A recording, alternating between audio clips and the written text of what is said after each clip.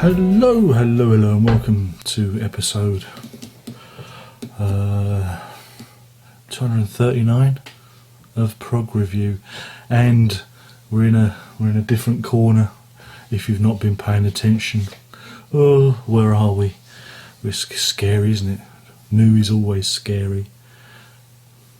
Anyway, if you haven't read the title or description, I'm talking about the Yes album.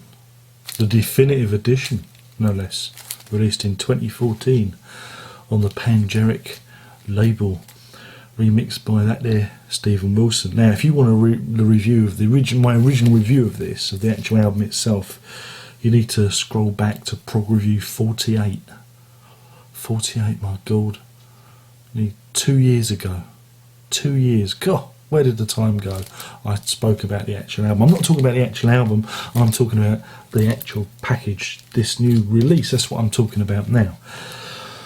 Anyway, we've already had Close to the Edge, and again, if you scroll back, you can find my review of that, where I'm talking about the remix.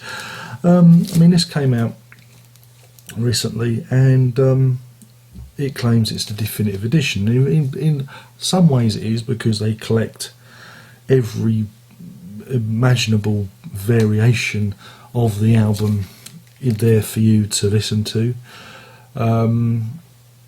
There's a new stereo mix, there's a new 5.1 mix. The stereo mix, to my opinion, is surplus, because the Yes album's a pretty damn fine recording to begin with. It's one of the cleanest Yes albums there is. That and Fragile are, they really are the best sounding albums. You can hear the band in their natural environment, which was the studio. So really what I've come to hear for is like the 5.1 mix. That's what I'm going to be talking about primarily. Again, the Yes album, first and foremost, is a rock album. It's just an out-and-out rock album. At this point in their career, they're not as sophisticated as, say, they are with, say, Fragile or Close to the Edge or Topographic Oceans or Reality Relayer. They're still very much a rock band, and I don't mean that in a disparaging way. I mean that's where they were in their process of evolution. They weren't, progressive in that they were adding lots of little effects that warranted a surround sound mix. This is pretty flat. Your keyboards, your guitars, your drums, your bass, and your vocals. That's it. That's what you get. And what again Wilson does is he does very much what he does with a lot of these remixes, is he puts the keyboards, and that's to the rear. The drums are around you. You kind of sit in the middle. Vocals and guitars very much at the front of the sound stage. Very clean, very good in that respect, because you can hear everything that's going on. That's pretty cool. As a recording, it's fine, but it doesn't really lend itself to the 5.1 medium, because it is really just an out-and-out rock album. I say the same thing very much about King Crimson's Red. That is a in-your-face,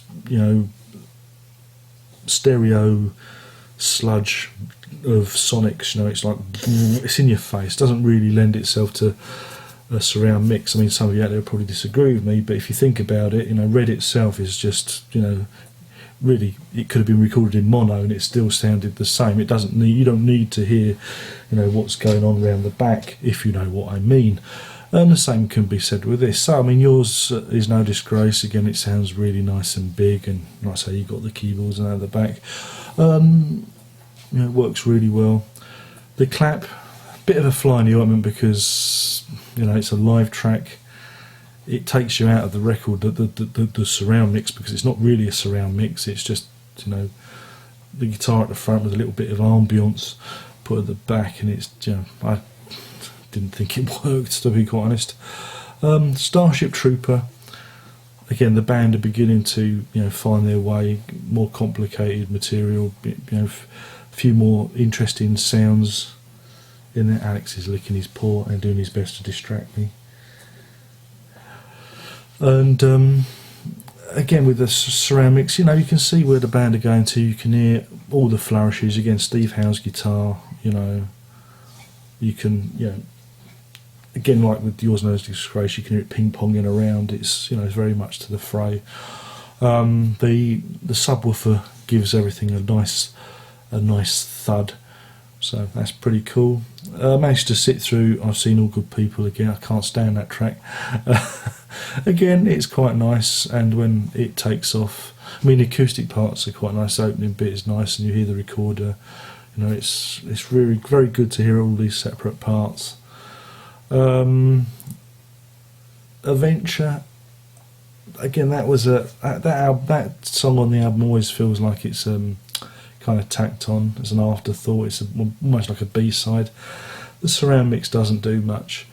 One of my favourite tracks on the album is Perpetual Change, and there's a bit, I mean, yeah, it sounds great and everything, but I feel that Mr. Wilson fudged there's a section towards the end of the song where the band peel off onto the left. I think is it the left channel?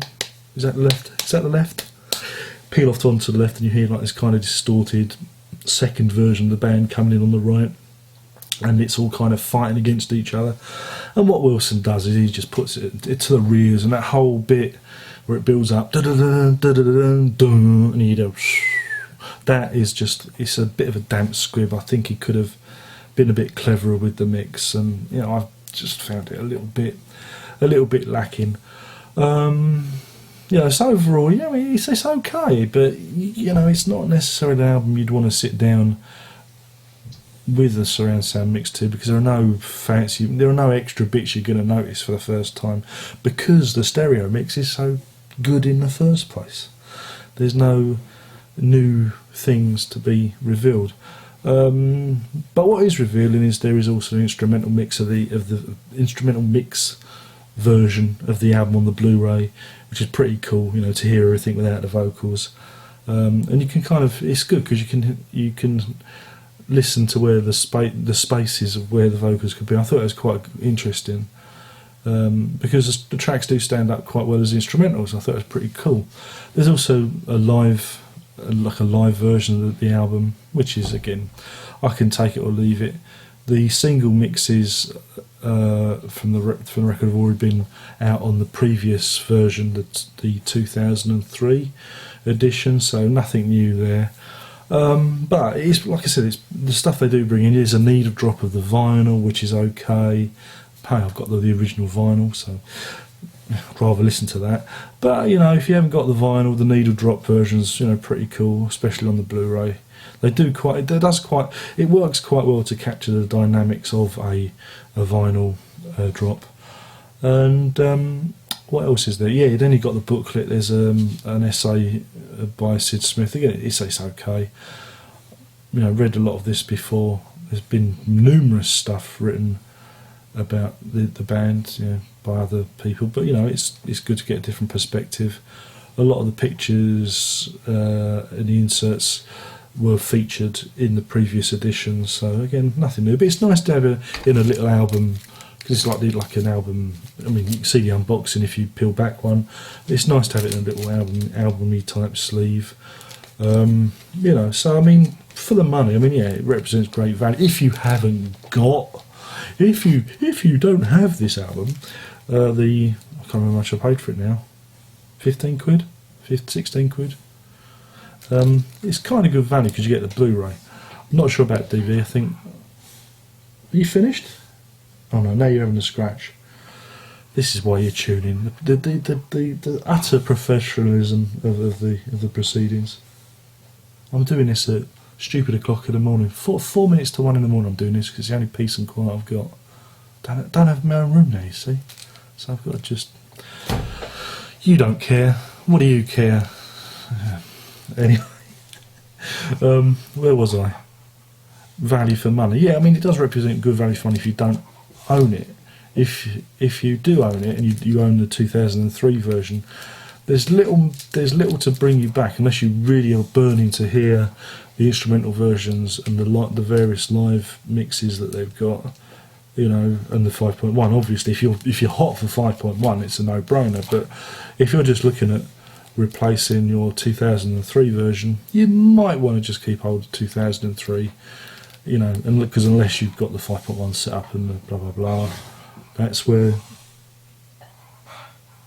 the values to be had. I wonder if the microphone can pick up all this itching and scratching and huffing and puffing. Probably not. I'll probably sound like a complete dingbat. Are you finished? No, he's not finished. So yeah, I mean, if I was coming to this through, you know, fresh, it scores, you know, 5 worms out of 5 because it is a very good package for the first time buyer. If you're not into 5.1, if you're not into live versions, if you couldn't give a fiddle about instrumentals, there's not a lot to bring you here. The new stereo mix is, you know, it's it's okay, but the original mix is pretty damn fine too. So it's pretty hard to, you know, I prefer the original. There you go, because the original doesn't need messing with. Are you finished? No, he's not. So that's that. Hopefully this has made sense, because sometimes I feel like I'm just gibbering on incoherently. So please tell me if I've been making sense. I mean, yeah, so 5 worms out of 5 if you're coming to this completely unabated, you know, and you love Blu-rays and you love 5.1 and all that stuff. And if you're a big Yes fan, you're going to eat it up. But if you're a bit more jaded and cynical, it scores probably about a 3 out of 5. Again, you've got to want the extras. If you don't need the extras, there's no point in buying this, as the 2003 version provides just as good a version. There you go. Yeah, I think that's fair enough. So there you have it. My name's been Darren Rock. I've been burbling on about this definitive edition 2014 CD Blu-ray out of the Yes album. Oh yeah. Who knows? Maybe there'll be another one. I always love it when they call something definitive, because that's almost like daring you to do another version. Is it? It's like I mean, when Fripp brought out the definitive King Crimson remasters in '89, and then there was, I don't know, super definitive. It's like I'll double dare you to do it again. But yeah, it's a great album. It's a great album. And hopefully I've made some sort of sense. But go back, look at the unboxing, you can see what you get for your money, you can see what they've done with it. It is a good package in terms of design and what they've brought into it. But do we need another version if you're not into 5.1 and those other mixes? Question mark. That's what you take away from this. So there you go. I think that's it. I think I'm done. Only one more thing to say. Are you ready? Oh, we're doing it for the first time here. Ooh, first time. Brace yourselves then, and I will say, prog on.